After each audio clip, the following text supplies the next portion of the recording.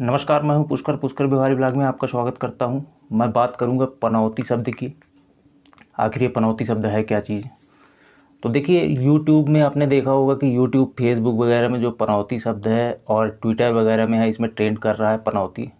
हुआ क्या है ये बताता हूँ। यह है कि राहुल गांधी ने जो बात कही, कहाँ कहा मुझे तो ध्यान नहीं है, ना मैंने उनका कुछ भी देखा है वीडियो वगैरह। तो उन्होंने कहीं पे पनौती शब्द कहा है, तो इस शब्द पे क्या है, ट्रेंड करने लगा है। ये शब्द जो है हैशटैग पे ट्रेंड कर रहा है। ठीक है, अब इसे क्या है, ट्विटर पे, फेसबुक पे और यूट्यूब वगैरह पे, सोशल मीडिया कहीं भी प्लेटफॉर्म पे ये हैशटैग जो है पनौती शब्द जो है वो ट्रेंड कर रहा है। अब ये ट्रेंड क्यों कर रहा है मैं सही बताता हूँ। अब यहाँ पे बात कर लेते हैं अपन, पनौती शब्द आखिर होता क्या है।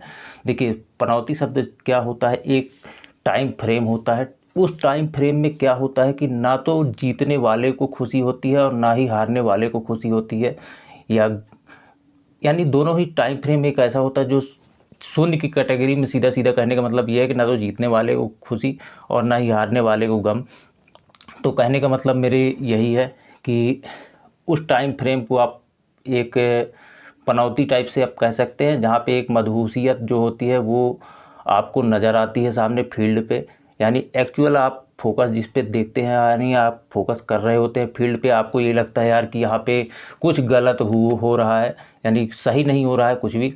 तो कहने का मतलब ये है कि ऑस्ट्रेलिया टीम जैसे जीत तो गई, ठीक है, मगर वो क्या है कि जीत के भी यानी उन्होंने क्या है, वो उत्साह उनके अंदर भी दिखाई नहीं दिया। मैं जैसा देख रहा था कि ऑस्ट्रेलिया टीम के अंदर भी वो उत्साह नहीं दिखाई दिया जो चीज़ दिखाना चाहिए असलियत में। जैसा उन्होंने खेला, ठीक है, तो वो चीज़ यानी उनके अंदर दिखना चाहिए कि भाई वो उत्साहित है, तो वो यहाँ पे देखने को ये मिला कि वो उत्साहित नहीं थे। क्यों? पता नहीं क्यों। अब इसका कारण यही आप समझ सकते हो कि आखिर ये पनौती शब्द जो आया है, ट्रेंड में है ये, यानी यहीं से ट्रेंड शुरू हो जाता है जहाँ पे ये होता है कि ना तो जीतने वाला खुश, ना तो हारने वाला खुश, ना तो पब्लिक खुश, ना तो कोई खुश, यानी कहीं पे कोई खुशी की नाम की कोई चीज़ ही नहीं है।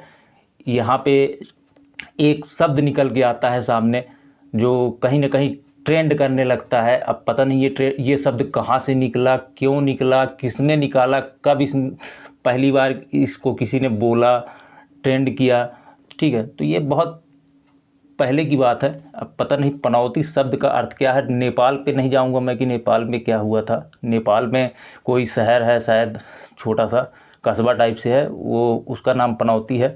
तो वहाँ क्या है, वहाँ की मान्यता क्या है, और यहाँ लोग पनौती के विषय में क्या सोचते हैं, यहाँ के लोगों के विषय में अलग बातचीत है।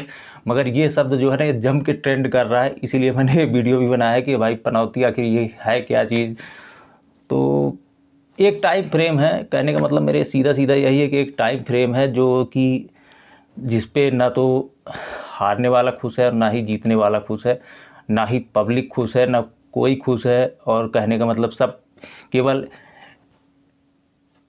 एक वो कर रहे हैं, मात्र विचार कर रहे हैं कि आखिर हुआ क्या चीज़, क्यों ऐसा हुआ, यानी सब कुछ अच्छा होते हुए भी सब कुछ बेकार क्यों हो गया।